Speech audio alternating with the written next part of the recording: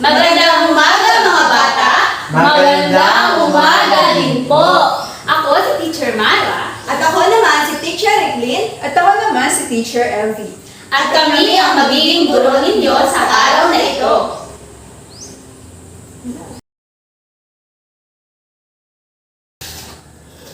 Magandang umaga mga bata!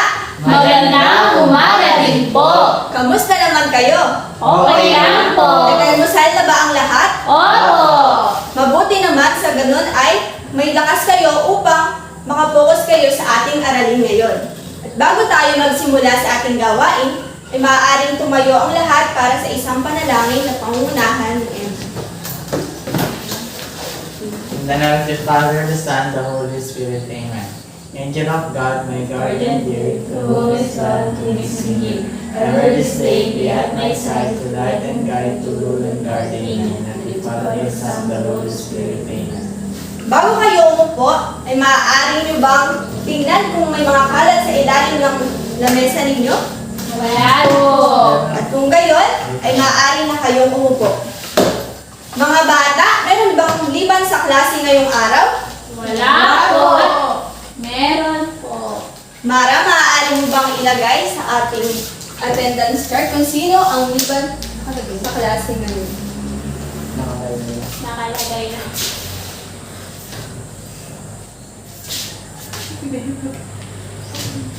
Kakatula.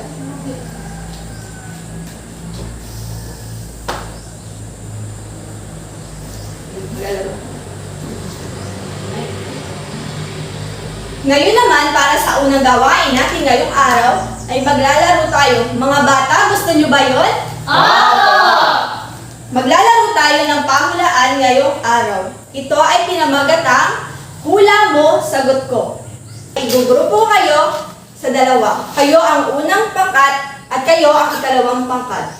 Maaari nang tumayo dito sa gilid na ito ang unang pangkat at kayo naman ay dito sa gilid na ito. Meron na akong inihandang flaglet dito.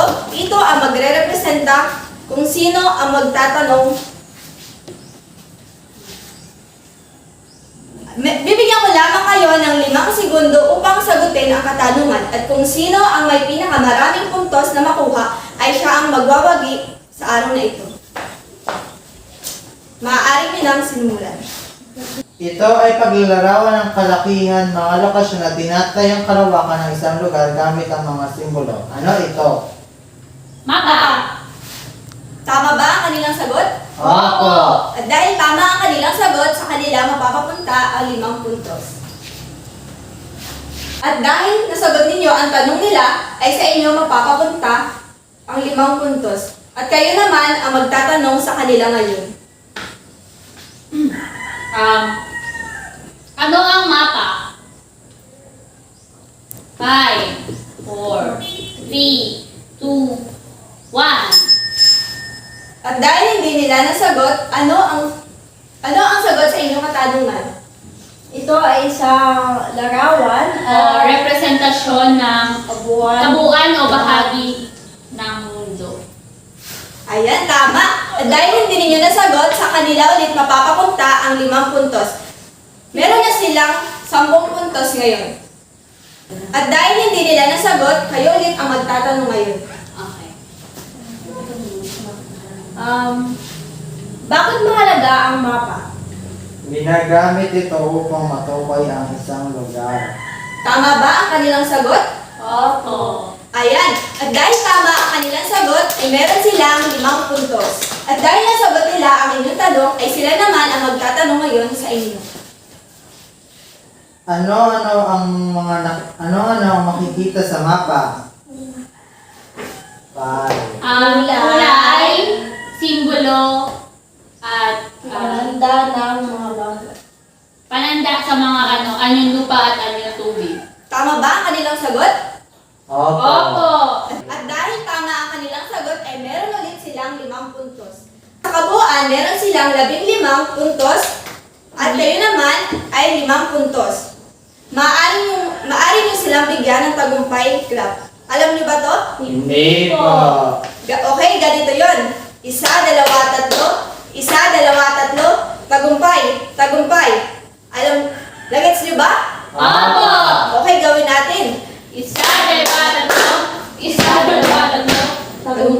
tagumpay. Ayan, maaari nang umupo ang lahat. Ngayon naman ay may inihanda akong awit para sa inyo. Ito ay pinamagatang Anyong Lupa sa Himig ng Leron-Leron Sinta. Pakinggang mabuti kung paano ko ito aawitin at mamaya ay sasabay kayo sa akin. Handa na ba mga bata? Opo.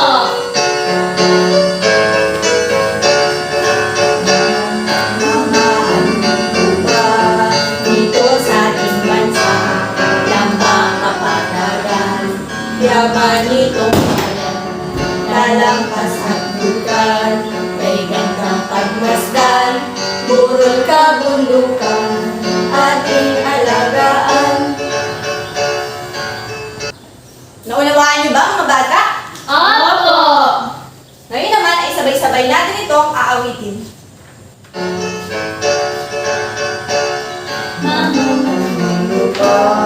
Dito sa ating bansa, lambak kapatagan, yaman itong bayan, lalampas at bukan, may gandang pagmasdan, burol kabundukan, ating alagaan.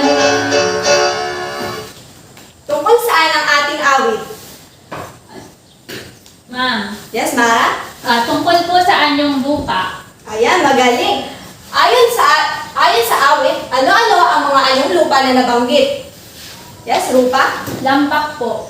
Ayan, lambak. Ano pa? Ma'am, Daddy ka? kapatagan po. Meron pa ba? Opo. Sige, Mara. Talampas po.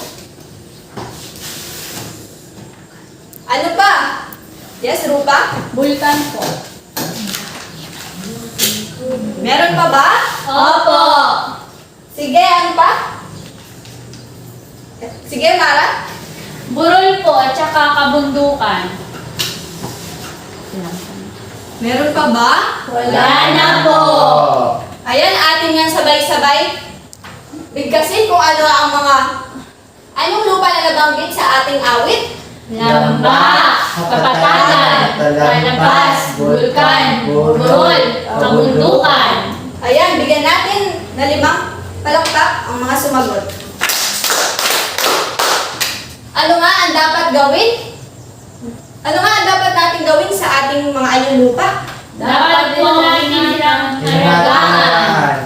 Ayan, magaling. At dahil dyan, ay talaga naman ninyo naunawaan ang ating inawit ngayong araw.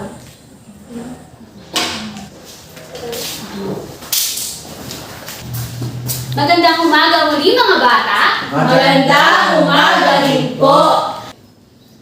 Ang ating bansa ay maraming likas na yaman at isa na rito ang mga anyong lupa. Ngayon ay aalamin natin kung ano-ano nga ba ang mga anyong lupa at ang mga kahalagahan nito. Mayroon akong ipapakita sa inyong mga larawan. Sa tingin ninyo, alin dito ang burol?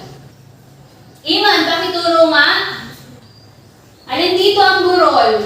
Yes, boy. Alin naman kaya dito ang kapatagan? Sige nga, Riklin. Simple ay unang larawan. Unang larawan. Ay, ang bundok kaya. Alin kaya dito ang bundok? Alin, Rufa? Pangalawa po. Pangalawa. Ay, ang talampas. Yun po ay unang. Alin? Yan mo. Ito? Apa. Dahil dyan ay atin nang aalamin kung tama ba ang inyong mga kasagutan. Sa unang larawan, ano ang hula ninyo sa unang larawan? Kapatagan. Ay, kapatagan. Tingnan natin kung tama ba ang inyong sagot. Ang unang larawan ay ang Kapatagan. Ang kapatagan ay malawak na lupain na patag at mababa. Angkop ang kapatagan sa pagtatanim ng ano daw? Mais, gulay, prutas, at mga palay. At sa kapatagan ay maraming naninirahang mga tao. So ano nga daw muli ang lupain na patag at mababa? Kapatagan. Sa ikalawang larawan naman, ito ay ang bundok. Bundok. Ang bundok ay ang bundok ang pinakamataas na anyong lupa. Ito ay may matatarik na bahagi at hamak na mas mataas kaysa burol. Ano nga muli ang anyong lupa na mas mataas kaysa burol? Bundok. Ay ano nga, ano naman ang katangian ng isang bundok? Matatarik po at mataas kaysa sa burol. Tama, matatarik at mas matataas kaysa burol. Sa ikatlong larawan naman, ano ang hula ninyo dito kanina? Burol po. Ayan, burol. Tingnan natin kung burol ang tamang sagot.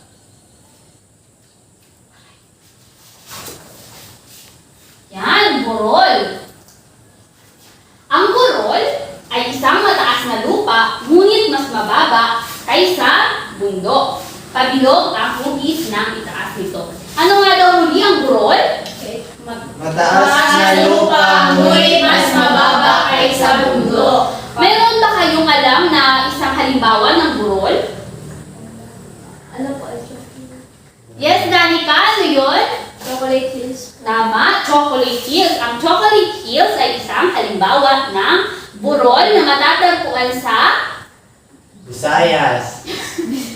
Tama, ito ay ikapat na larawan naman. Ano ang hula ninyo dito kanina? Bulkan. Tingnan natin kung bulkan nga ba ang... Bulkan ba ang tawag sa anong lupang ito? Opo. Pakibasa nga kung anong ibig sabihin ng bulkan, Rupa. Ang vulkan ay mistulang bundok. Kapag ito ay aktibo, naguhuga ito ng gas, apoy, asopre. Kumukulong putik o lava. Abo at bato. Ang bulkan daw ay mistulang bundok. Ang pagkakaiba lamang nito sa bundok ay kapag ito ay aktibo, nagbubuga ito ng gas, apoy, asopre, kumukulong putik o lava, abo at bato. Naiintindihan niyo ba? Opo. Okay. Ang talampas naman, pakibasa nga, Danica.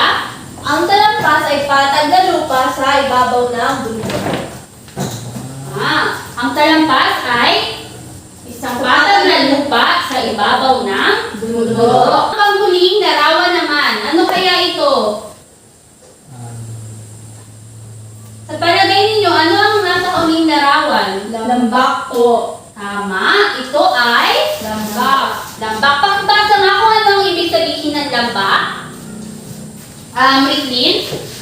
Ang lambak ay isang patag na lupa sa pagitan ng bundok. Mainam din itong taniman ng mga mais, gulay at iba pang pananim. Yan, ang lambak ay isang patag na lupa sa pagitan ng dalawang bundok. Kung makikita niyo sa larawan kanina, ito ay nasa pagitan ng dalawang bundok. Dito rin ay taniman ng mais, gulay, at iba pang tanim. Sa tingin ninyo mga bata, ano ang kahalagahan ng mga anyong lupang ito sa mga tao? Ikaw, Emmanuel. Ano po ay, maaari po silang magkaroon ng trabaho dito. Okay, ano pa? Rupa. Ulit yung tanong. Ano ang kahalagahan ng mga anyong lupang ito sa iyo bilang isang katulad ng kapatagan, ano ang... Dito po doon po sila nakakapagtanim po ng mais gulay para po may makain. Ayan, tama.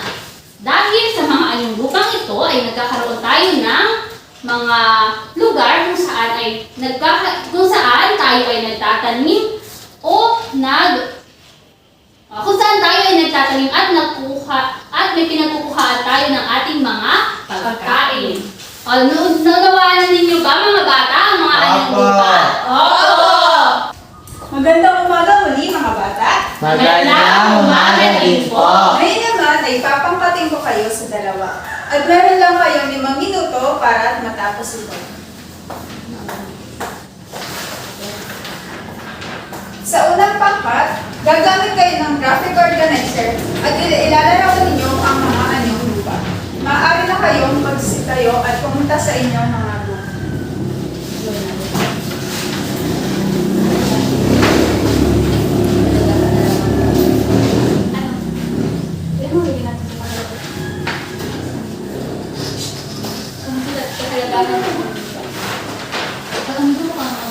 Bakit yan? Kahalagahan. Kaya mga kahalagahan ng lupa.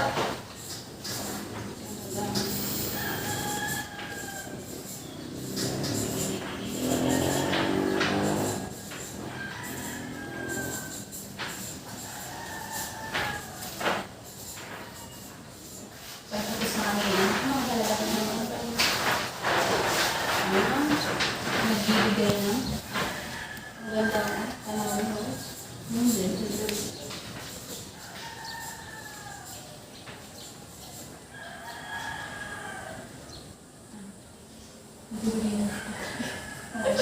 Kaya bata naman dito. Bakit ka? Pagkain, ano ba? Pagmalo. Nagbibigay ito buhayin.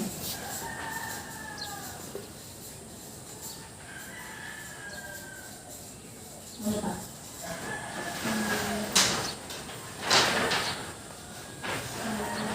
Hanap buhay, benta namin?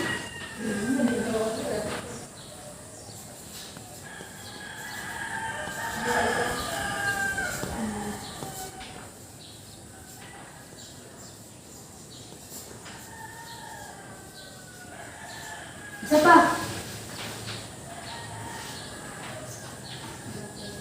Ano pa?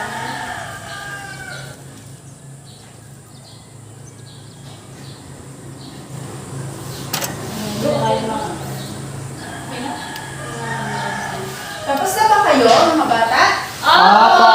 At kung tapos na kayo, maaari na kayo magpresenta.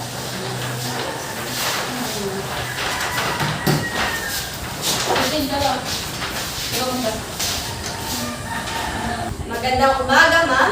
Magandang umaga, mga kamag-aral. Ngayon ay i-presenta namin ang kahalagahan ng anyong lupa. Ito ay nagbibigay ng pagkain, nagbibigay kabuhayan, at nagbibigay ng magandang tanawan. Lamang po. May lamang po. Magdali, mga bata. Bigyan natin ng limang palakpak ang mga nagpresenta. Ngayon naman ay lubos na ninyong naunawaan ang ating talalakay ngayong araw. Alam niyo ba na mayaman ang komunidad sa anyong lupa at ito ay mahalaga at dahil dito nagmumula ang pangangailangan natin sa pang-araw-araw na pamumuhay. Ngunit, ano ang mangyayari sa atin kung walang anyong lupa? Yes, Mara? Kung wala po ang mga anyong lupa, ay maaari po tayong walang makain dahil wala po mapapagtaniman ng mga ito. Magaling. Ikaw, Rufa. Maaari po tayong wala po tayong mapapagtaniman po. Ayan. Ngunit, ano kaya ang mangyayari sa atin kung walang prutas at gulay na naitanim? Yes, Ricky. Maaari po tayong lutuin po. Tama. Ano kaya ang dapat natin gawin para hindi masira ang ating lupain? Yes, Rupa? Hindi po magtatapon ng basura kung saan-saan po. Tama. Hindi magtatapon ng basura kung saan-saan. Ikaw, Mara? Magtatanim po ng mga gulay at prutas para lalo pong maging masagana po ang mga anyong lupa. Palakpakan natin ang mga sumagot. Mga bata, ano-ano nga muli ang mga anyong lupa na tinalakay natin kanina? Yes, sige. Lambak po. Ano pa? Rufa. Kapatagan po. Ikaw, Mara. Talampas po. Talampas, kabundukan, lambak, at burol po. Ayan, mahusay. Paano natin mapapahalagahan ang mga anyong lupa? Yes, repeat. Mapapahalagahan po natin ang ating mga anyong lupa sa pamamagitan po ng pagtatanim. Mahusay. Mahusay, mga bata. Mapapahalagahan ang ating anyong lupa sa pamamagitan ng pagtapon ng basura sa tamang basurahan at ang pagtatanim ng puno at halaman. Dahil kung hindi ito natin papahalagahan, malaking epekto ito sa ating pang-araw-araw na pamumuhay. Naunawaan ba, mga bata? Oo!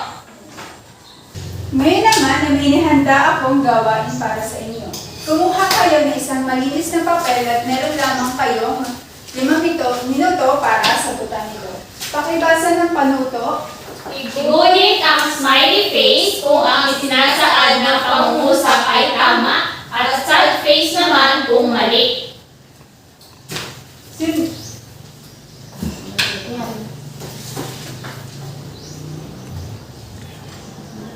Tapos na ba mga bata? Opo! Kung tapos na kayo, sinong gusto sumagot sa unang bilang? Ma'am, Yes, Mara. ang Pilipinas ay sagana sa anyong lupa. At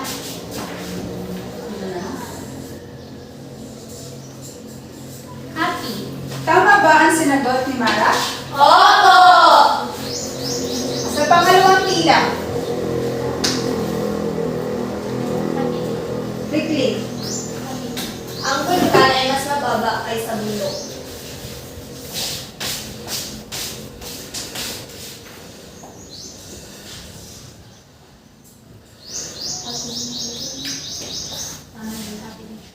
Tama ba ang sagot na Ricky? Opo!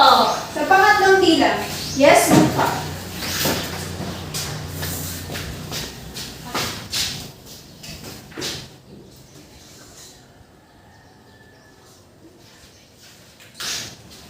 Ang talapas ay malawak, malapad at pantay na lupa sa mataas na lugar o bundok.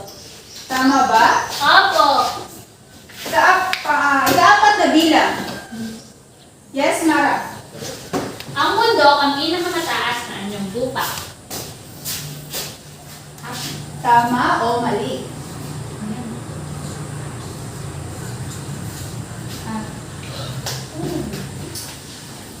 Sa ikalimang bilang, Ma'am, Mufa. ang pagtatanim ay hindi nagpapakita ng pagpahalaga sa mga anyong lupa. Ano ito? Tama o mali? Mali. Mali po. Sad face. Sa ika-anim na bilang, yes, Ricky. Hindi anyong lupa ang kapatagan. Sad. Mali.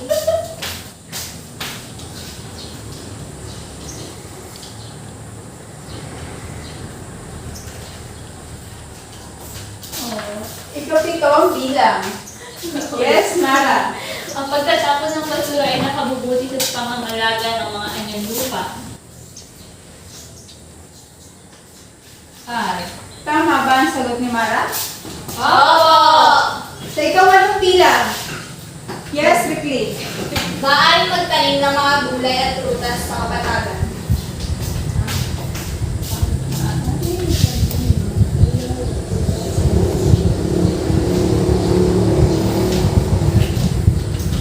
Tama ba ang sagot ni Ricky? Opo! Ika-siyam na bilang, yes, Mufa. Ang mga pagkain at likas na yamang nakukuha sa mga anyong lupa ay nakakatulong sa mga mamamayan. Tama.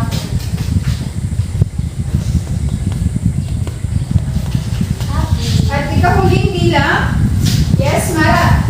Dapat natin pahalagahan at pangalagaan ang mga anyong lupa. Tama o mali? Tama. Po.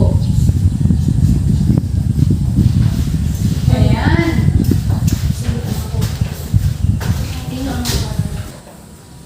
Sino ang nakakuha na 10 puntos? Ma'am. Siyam na puntos.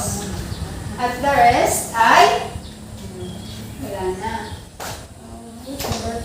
Mahusay ang mahusay at dahil naunawaan ninyo ang ating tinalakay ngayong araw. At para sa karagdagang gawain, kumuha kayo ng isang kwaderno at isulat ang inyong takdang aralin. Para sa inyong takdang aralin, gumuhit o gumupit ng iba't ibang anyong lupa na makikita sa Pilipinas. Nakuha ba? Opo! Ayan. At dyan nagtatapos ang ating talakayan ngayong araw. Po, teacher!